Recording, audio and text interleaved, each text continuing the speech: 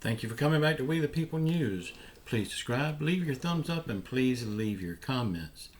First of all, I want to say thank you so much for all the support that you give me on this channel, allowing me to do this. Thank you so much. If you didn't see yesterday's video, I will link it to the end of this video. I want you to see that.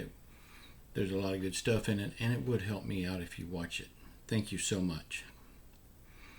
Okay, today we're going to talk about a little bit about food shortages. They said the food shortages is coming, and we've already seen it with the baby formula, but we need to talk about this. How to get prepared for these food shortages. And who knows more about preparing for food shortages than someone that lives in the deep south? I live in Pensacola, Florida. We have our share of hurricanes. Just about every year we have one or two. And anytime that happens, the grocery stores are emptied out before the hurricane even gets here. There is a great shortage of food here for several days, and sometimes even longer than that, because supply trucks can't get in on account of the hurricane. So we know how to get prepared for a hurricane. We know how to stay prepared. First of all, everybody in the South has got a hurricane or tornado supply built up in their pantry or in their closet, in their garage shed. They've got stuff prepared: batteries, flashlights, candles, that kind of stuff. But the food shortages is the same principle. I mean, we have to get food for these hurricanes because the storage runs out. Now we're going to have to get prepared the same way, but for the food shortages that's coming on account of we can't get the supplies to the stores. We still have all of those cargo ships sitting off the coast of California, just sitting there. And you got to ask yourself, the goods that's in those containers, do you even want them now? I mean, they're probably close to expiration date. They've been in those crazy temperatures out there. Could be molded or mildewed, wet. Do you really want that stuff? That stuff is lost, in my opinion. But now when this bottleneck in California first started, our great governor, Ron DeSantis, he's the governor of the free state of Florida. He told California to send those cargo ships to Florida. We will get them unloaded. And we have ports all around Florida. We've got one of the best ports right here in Pensacola, Florida. We would have got those ships unloaded, and so far very few of them has made it over here, if any. I can't remember hearing of any, but I'm sure some of them has.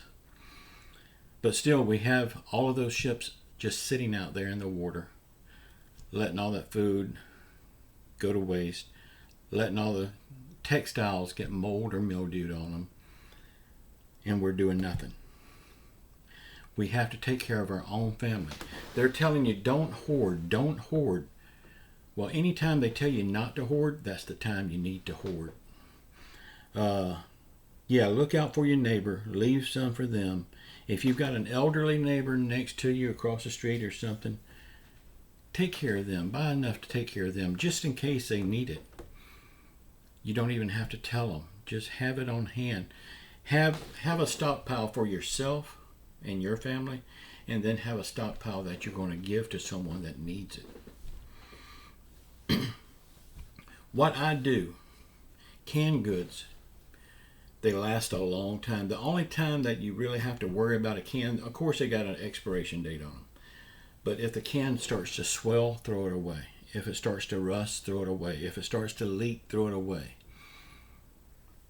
If you open it and there's a funny odor to it, throw it away. But if the can looks intact, looks just like it did when it was on the grocery store shelf, most likely that food in there is still good. That food was cooked before it was put in that can. All you have to do is heat it up. So, buy several cases of canned goods. You say right now they won't let me buy cases. Well, take it out of the case, put it in your buggy. They don't know how big your family is. And then you can put it in boxes when you get home and store it away. I did it just the other day. I'm going to do some more probably next week. But canned goods is the best thing you can buy. You can also buy rice, beans, almost anything that's dried. Noodles, macaroni, that kind of stuff. Oatmeal is good. It's good energy food in the morning, and it's very easy to cook, and it lasts almost forever. Now, in order to prepare this stuff, you probably, in a hurricane situation or a tornado situation, you wouldn't have electric or gas to cook with. So, in this situation, we're facing inflation. You may not have electric or gas either. So, these things are easily cooked. Put 2 cans of this vegetable in a pot outside and cook it. I mean, during a shortage, when you're hurting for food, yeah, it's not a 4-course meal, but a big plate of vegetables will get you through that hunger. Y'all, again, to the people that lives in the South, this is nothing but everyday occurrence for them. Also, another thing, charcoal. You need to buy some charcoal. You need to buy charcoal lighter. If you've got butane tanks, you need to fill them up and keep them full. Now, also another thing that can help you save money, you know, the pots that we use inside in the house, they're thick-walled pots. It takes a lot to heat those up. The best pots and pans to use outside is those little cheap, flimsy, the cheap ones. You know, the ones that you have to buy when you're like in college or whatever, because you can throw them away. That's the best ones to cook with because they're thin. It don't take nothing to heat the food up on the inside. I know you don't want to use those kind of pots in your house because they don't look that good, but put them in your shortage stack, in your hurricane supply stuff. Make sure you got batteries and candles. If you use hurricane lamps, make sure you got fluid for them. Make sure you got a couple extra wicks for them. In the yard, when a big tree branch falls or a big limb falls, don't throw that out in the road for the garbage man to take. Get you a plastic tote with a tight-fitting lid. Take all those sticks and limbs that falls out of your trees, break them up into smaller pieces. Put them in that tote.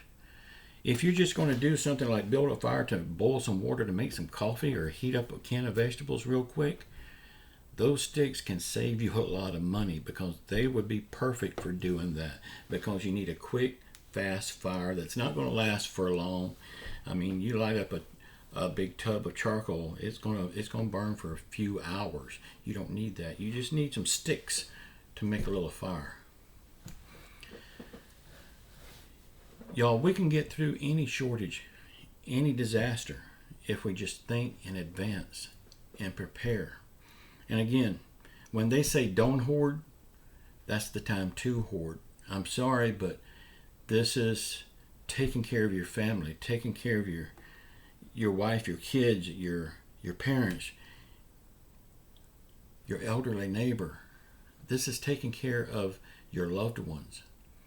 And for them to tell me not to buy up stuff for that situation, it's falling on deaf ears, because I will buy.